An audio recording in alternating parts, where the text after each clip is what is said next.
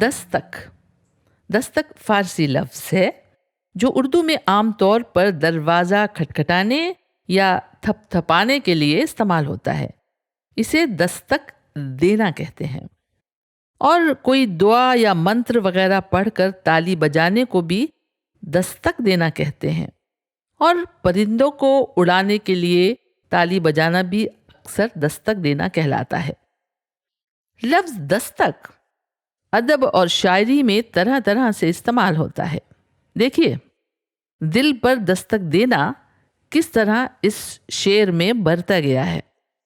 نہ جانے کب تیرے دل پر نئی سی دستک ہو، نہ جانے کب تیرے دل پر نئی سی دستک ہو، مکان خالی ہوا ہے کوئی تو آئے گا.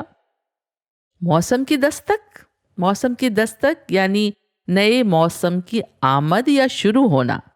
جیسے کہا جاتا ہے کہ موسم بہار نے دستک دی ہے، ہوا میں مستی ہے.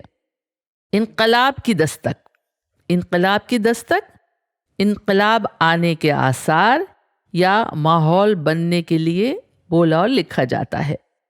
اور قانون کی اصطلاح یا ٹرم میں دستک کسی حکم یا وارنٹ وغیرہ کے لیے بھی کبھی کبھی آتا ہے.